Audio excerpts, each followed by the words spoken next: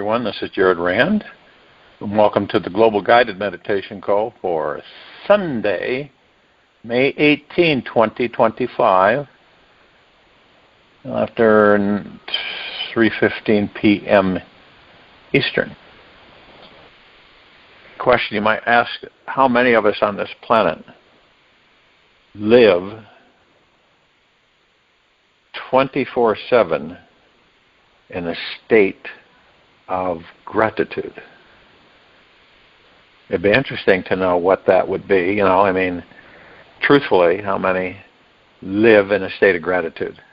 No matter what's going on, they are in deep gratitude. That would transform the planet, and that would transform the civilization. Genuinely, not because they feel compelled because they want something, or they feel if they're going to be in deep gratitude, maybe they'll get something for it, but because they want to. No real, what's in it for me? Just that they want to feel in deep gratitude all the time. That would circumvent the ego mind. It really would, because staying in gratitude 24/7, the ego mind doesn't have the opportunity any longer to control you and direct you.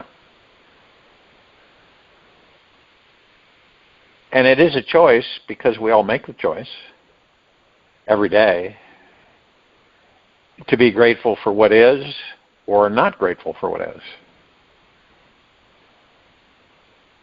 You have the power to choose what kinds of thoughts and feelings you focus on and eventually manifest into your life. You can choose to adopt an unending attitude of gratitude or remain strapped to the judgmental, fear-based merry-go-round of the mind. Choosing gratitude is choosing freedom, and will make your life easier than you ever imagined.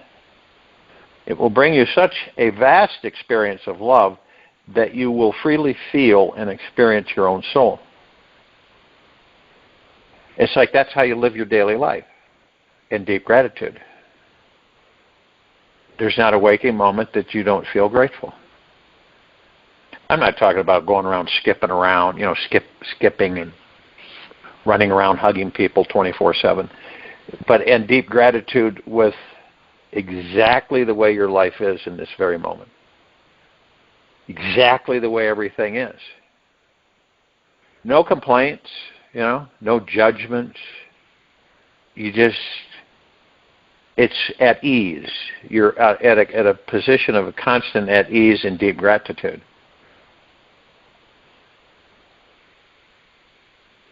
And it totally shifts your complete world. It transforms everything. And see, being in deep gratitude, you no longer are looking at life as deeply serious, right? Most of us take this life as deeply serious. We don't have time for any of that, all grown up now and have responsibilities and got to do this and have to do that and have to do this, have to do that. And we do. We take it very seriously. Very rarely do we have fun with it and kind of, and laugh at it, because there's so many things that we're ensconced with as the ego mind that we don't feel we have time. It's like someone says to you, aren't you this serious? How come you're laughing? Or how come you don't act like it's that big of a deal? Well, it isn't. The impactfulness is saying, I can say that I'm deeply grateful for this. Why would you be deeply grateful? Every single event, every creation has both sides. It isn't just one side. It has both sides. Now, many of us will neglect the other side and just look at one side, because we don't care to look at the other side, because, of course, the other side is pretty much what goes with it, right? What goes with it? Now, if you're in deep gratitude and something comes into your life, no matter what it is. It shifts everything. And you look at both sides and you're deeply grateful for both sides. You might get let's say you buy you come into some money and you buy a really, your dream vehicle, right? Very expensive. And you get it and you start driving it. And then you don't realize that just for servicing it is a small fortune, just to service it. And you didn't know that, but you go, wow, this is unreal. And then anything that goes wrong with it is astronomically expensive. That's the other side. See, we don't look at, a lot of the times we don't look at both sides. Both sides are not negative. See, they're positive in a way because the other side teaches us certain things that we never even paid attention to.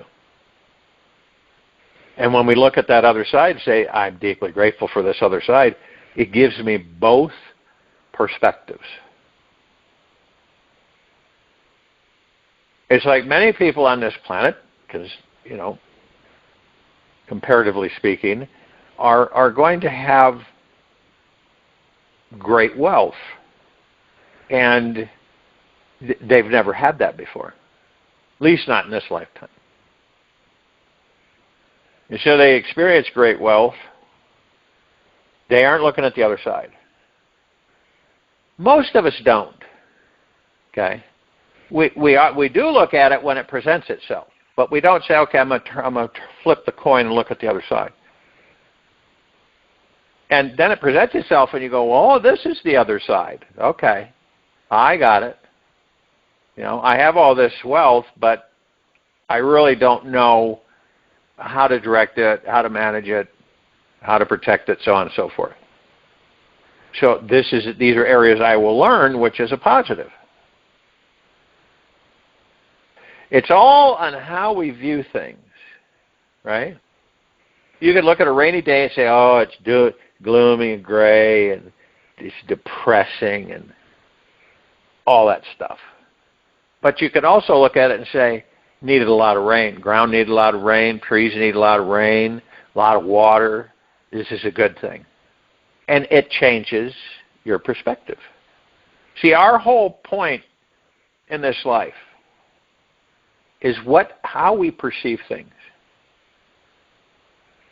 And our perspective on ourselves and our surroundings. And it isn't something that we can really pinpoint. It just kind of flows in. A lot of the times we're not looking for it. And then we realize that, wait a minute, this isn't necessarily a bad thing. This is an area that I've always wanted to learn things about, but never had the opportunity to have it presented to me. Now it's being presented to me. And we can shift at any time our perspective, whatever it is. This assists us with the fact that the ego mind is not in charge. Okay?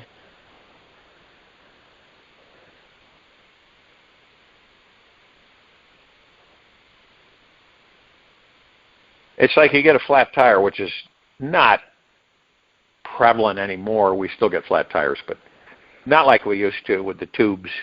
Years ago, I remember we had tubes in the tires. And then someone would puncture a tube and then it'd go flat and then you'd have to change the tire. This is way before we had the mini spares. And you didn't know how to change the tire. You had no idea. Okay? So one day you notice that you have a flat. And instead of going, oh my goodness, what am I going to do? I don't know how to do this. You say, this is a good challenge for me. I'll learn something new. And I will change this tire. Okay? And it's pretty self-explanatory because the instructions are there. And the tools that you need to do it. And you go, this isn't difficult at all. This is kind of neat. So you end up changing that tire. And you feel really good about it. Now, if you would have looked at it from the other perspective, of gotten angry, frustrated, fearful, upset. We all have been there more than once. And when you look at that and you go, I don't believe I'm going to do that. That takes a lot of energy. Why would I want to do that? I don't believe I want to do that. What I want to do is enjoy the moment. And right now the moment is I'm staring at a flat tire. See the difference? It really is. And the only way that can happen is through you. This is about this civilization changing its perspective on life, on God, on who and what we are. It's all about that. Okay? And unfortunately, so many of us are caught up in the race, right? We're in this race, and many of us don't know where it's going to end, but we feel that there's some finish line somewhere. And we're in this race, and we're stuck in the race. And no matter what we do, we just stay in the race. And as I've mentioned before, some of us will just go, I'm not going to do this anymore. I'm going to go over here and do this. And that's what we do. We just kind of break away from the shuffling of the race. And we slow down. We savor every moment. Every breath we take is the now. It's every moment that we savor being in this body as a God, pure consciousness, for as long as we can, and enjoy every minute of it. Someone might say, oh, I broke my arm. I'm supposed to enjoy that? You'd be grateful that you have an arm to break, because there are people that don't have arms. That's how we switch it for ourselves. Can you see how delicate it is in depending on the circumstances, depending on the frequencies for each and every one of us? It's real easy to step in the muck. I mean, have you ever gotten upset over nothing? Really? And you stop yourself for a moment and say, what the heck am I doing? This is insignificant. Why would I get so upset about this? Let's take a look at this, why I'm so upset.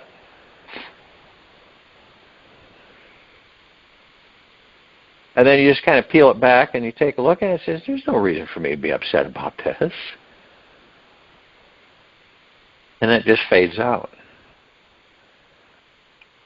We perceive things, each of us differently. Not exactly the same.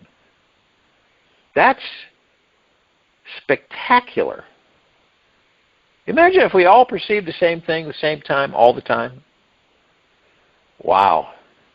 You would really look at everybody and go, why do they all look like zombies? They're just kind of moping along.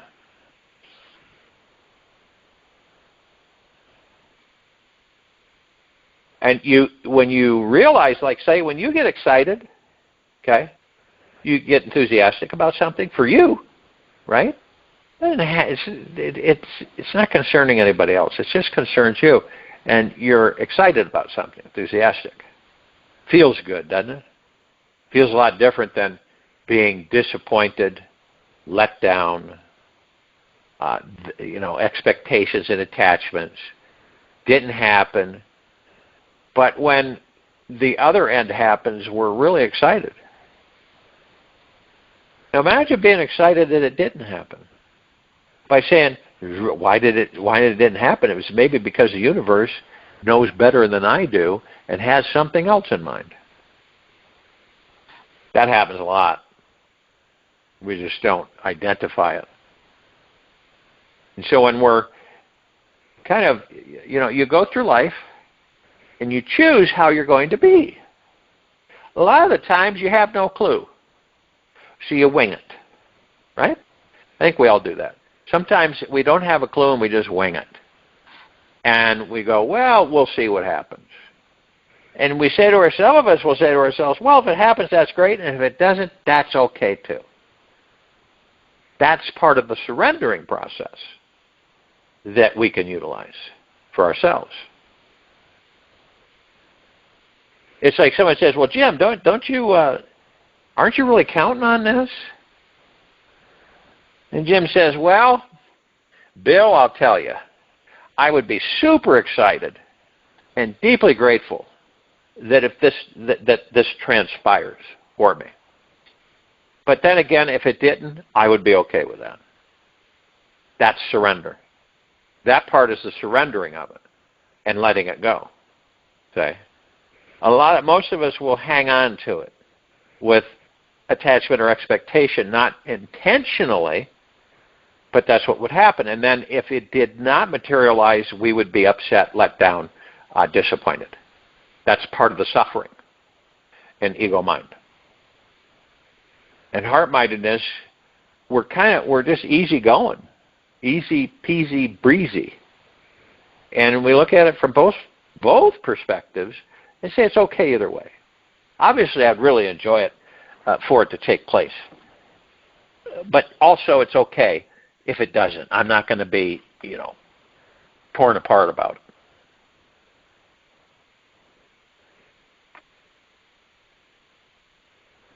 So it's all about how we look at things. It's what it's all about. When you see something, the creative energies begin. Okay? When you're thinking of something, the manifesting power kicks in. Could be anything. Could come in at any time.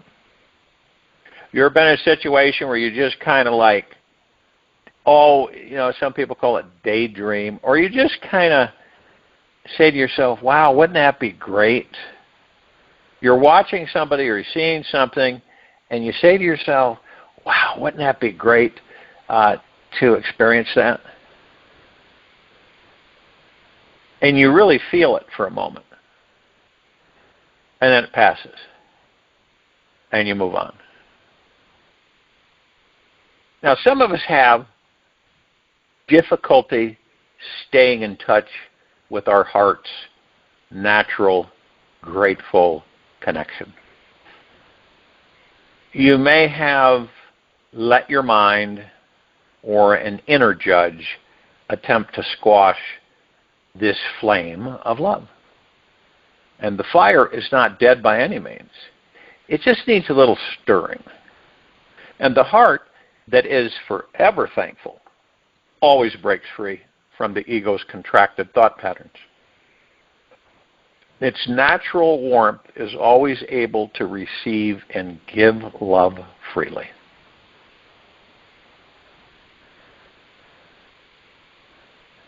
And we can access many things whenever we choose. We can access gratitude, decide to be in deep gratitude 24/7.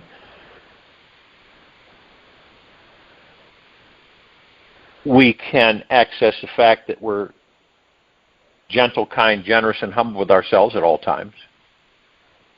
We make a pact with ourselves and say that we're not going to be hard, rough, disrespectful on ourselves ever again. It takes commitment. It takes fortitude.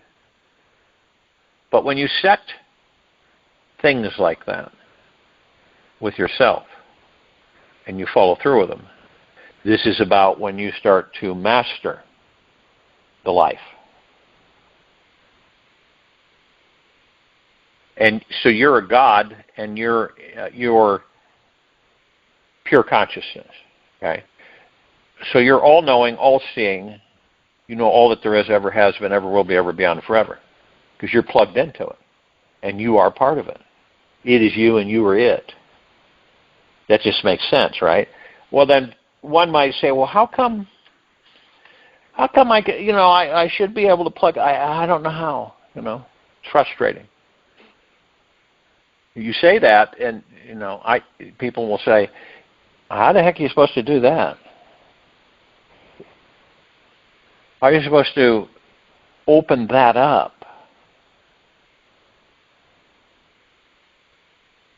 And it's through feeling. It's like in these meditations. You choose to meditate. You find a comfortable position or a place. You make sure there's no outside distraction. You relax into your body.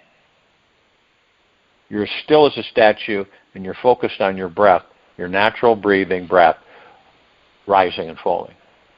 You decide to do this. It moves you into the now and into heart-mindedness. I mean, you can tell immediately. All the stuff that we're bombarded with through the ego mind isn't there, doesn't exist. See, that's our natural state of being. Is the ego mind our natural state of being? No, it is not. Okay? It is there for us to experience, and that then we experience and we master it. You experience something, you experience it enough in different ways, you end up mastering it. Right? Now, some people will say, you ask them, have you mastered that? Have you're moving on, you say, and you're going to do this or do that. Have you mastered that yet? No, I have not mastered that yet. But I'm going to go over here and see if I can master this. That's really disjointed. If you were to choose to look at life like you're doing something, right? And you say to yourself, I'm going to do this until I master it. Then after I master it, I'm going to go and look at something else so I can master it as well. Now, very rarely do you see this, but on occasion you'll come across a being who maybe has mastered carpentry, it's a master carpenter, and they're already over into being a plumber's apprentice because they want to master plumbing. You see how that goes? We get stuck in things. Society, human psychic, pressure from the society, and we just stay there. We get stagnant, and we just stay there. We master something, and we just stay there. And instead of saying to ourselves, it's scary, see, because you've mastered something, and it took effort, in some cases a lot of effort, but you've done it, and your work is phenomenal. And then you say, well, I'm going to go over here and master this. And the reason not a lot of us do that is because it's scary. It's an unknown. Why would I give up all this to go over here and start over with this? Doesn't make any sense. Remember, it's all about experiencing. And in heart-mindedness, you wouldn't have fear of the unknown. You'd embrace it. You'd say, this is great. This is another adventure. I just got through with this one, now I'm going to go on this one. But you can see how many of us become complacent the longer we're staying with something. Right? We do. We become more lethargic. Not as excited. That kind of wanes and it kind of drops down. We like to be, as a whole, excited. We like to get excited. You can get happy about something. It's a good feeling. Enthusiasm, right? How many people do you come across that are enthusiastic?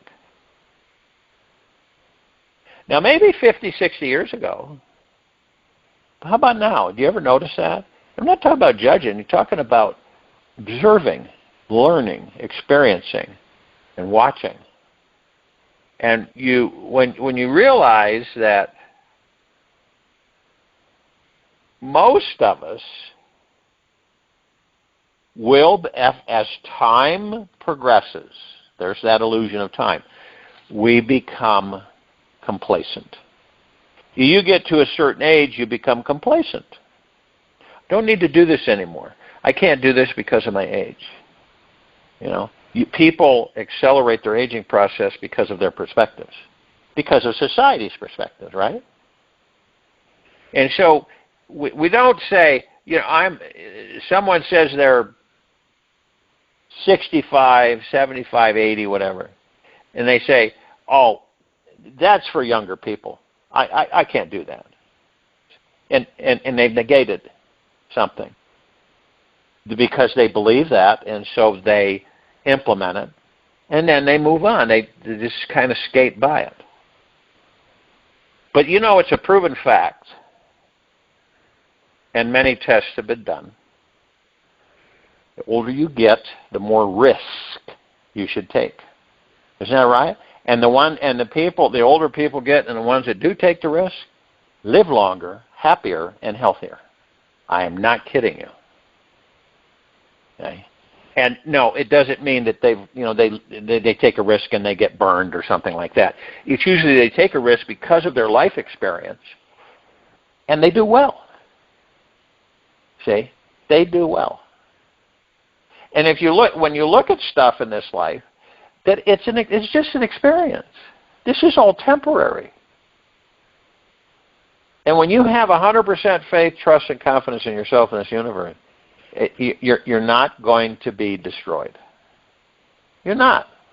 And many of us believe we'll be destroyed.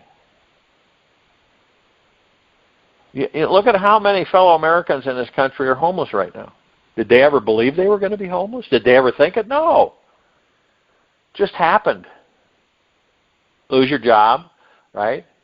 Your income is gone. You get overwhelmed with things, and you basically deteriorate emotionally. And unfortunately, that's very dangerous, because what does it do? It draws in more lower frequency. You magnetize, remember, and you draw it in. So more stuff happens because you created it.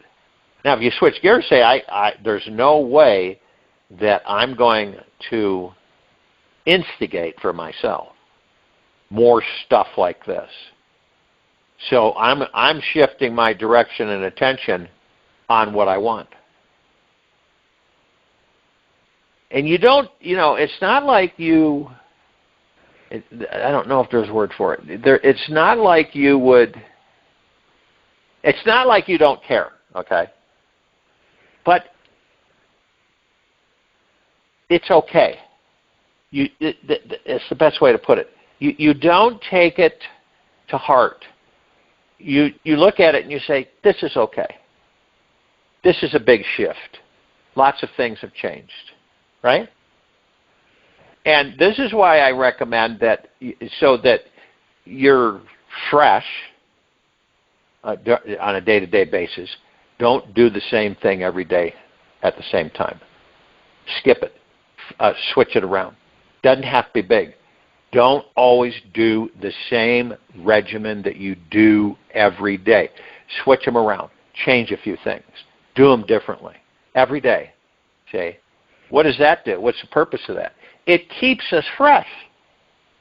See? It moves us away from moving in that circle, that comfy zone, that rut, where we become literally conditioned for it.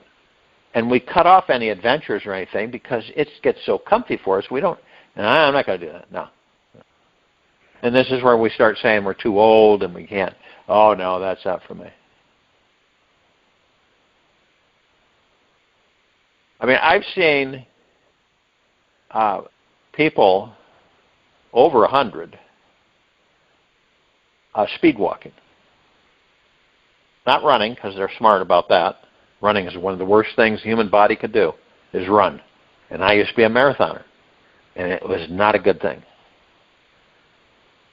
Now, speed walking, that's a different story. But I've seen people over 100 speed walking, like a 20-year-old. And the biggest thing is interesting, that the people that are aware will always say, they always have these different things on why they've stayed in the body so long. But the major one is keep moving. Keep moving. Don't sit a lot. I have to say to myself at times, I got to get up, I got to move around. I can't sit in front of these computers because, as you well know, time goes by so fast, and you go, holy crap, it's time for dinner. And you've been sitting engulfed in something, and you didn't realize it. And that's what they all say. Keep moving. Always moving. And it doesn't mean, 24/7 you're moving and bouncing around like a jumping bean. It just means that, if you're going to sit for an hour, get up and move around for 15 minutes. And a lot of people won't do that because they're so used to sitting. And when you talk with these folks, they'll tell you, do not become sedentary. The worst thing you can do for the human body is to become sedentary. And then what do? You kind of lose motivation after a while. And this is what happens, see? It happens to many. And then time seems to accelerate. And then you start looking at yourself and you start ridiculing yourself. Oh my God, look at my skin, look at my body, look at this. This is what we do. And it's pretty prevalent in this country because of ego mind and society. So we look at ourselves and we start condemning ourselves, which is a very low frequency and attracts more of the same. It's just, it is the way it is. That's how the universe works.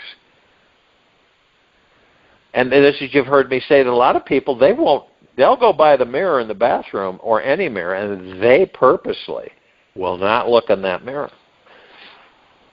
I've had people in their mid-30s complain that they are old.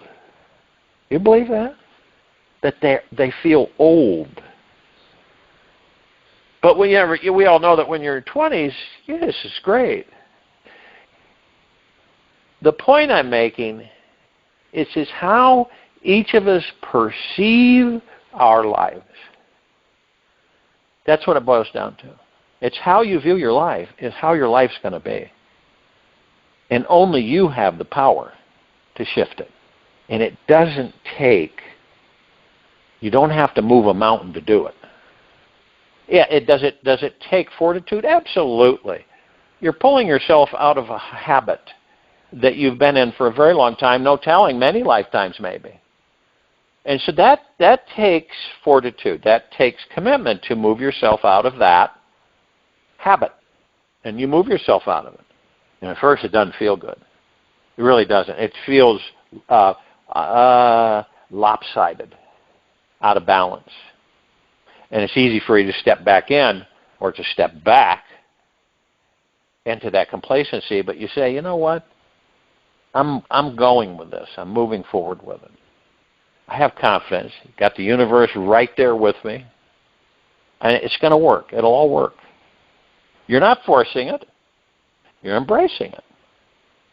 And see, loving, deeply, eternally loving oneself is absolutely magical. It is.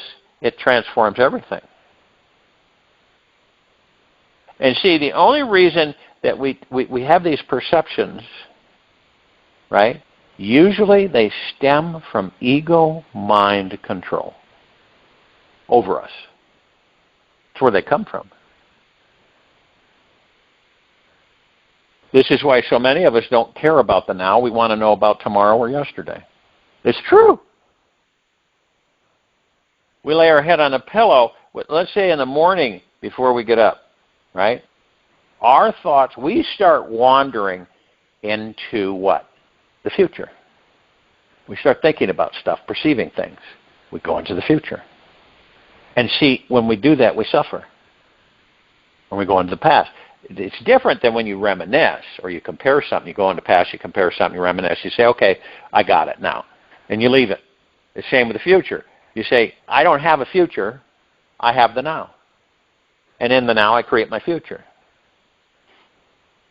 Future is very frustrating for all of us because we assume, we perceive We want, we desire, and it seems kind of disjointed, and it seems kind of really tough because it's through ego mind, and we're missing that really crucial step to transition into heart-mindedness.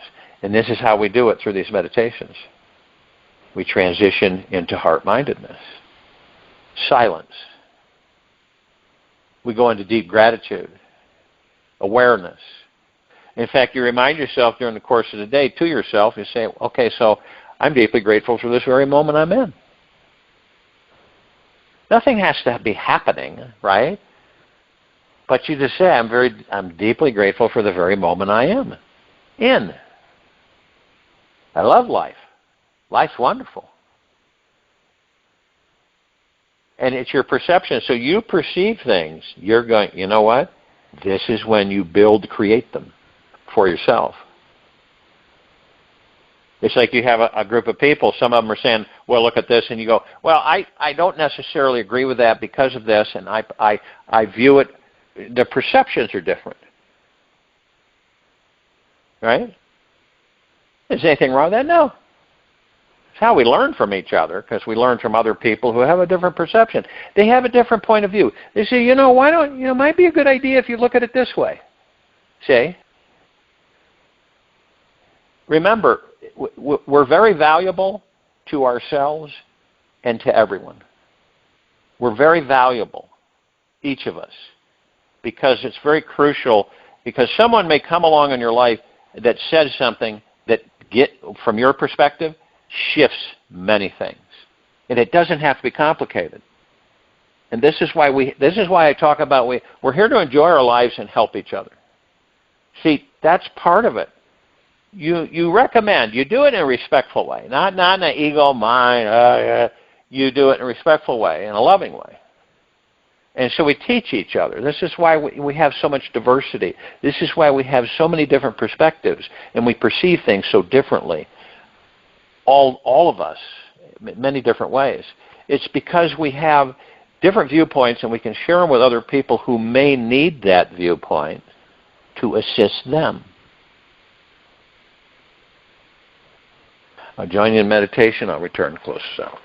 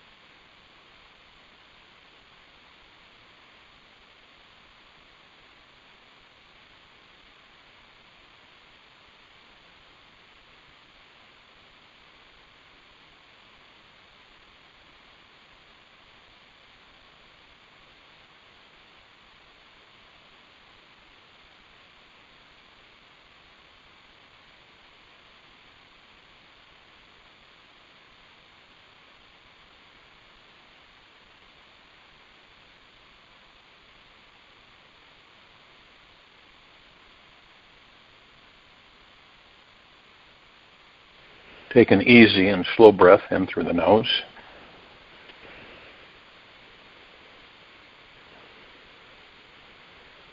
Then an easy and slow breath out from the mouth.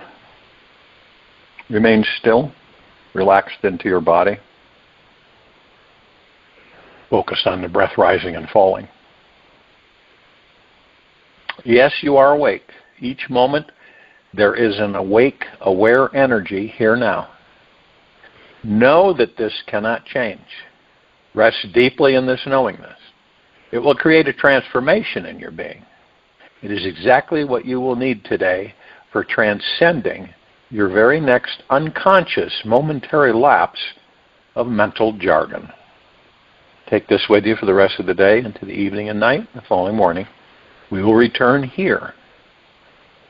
Monday, May 19, 2025, after 3:15 p.m. Eastern, to continue our global guided meditation call. Be gentle, kind, generous, and humble with yourself at all times. Be in the highest of the highest high, deepest of the deepest, deepest, and purest of the purest, purest, eternal gratitude at all times.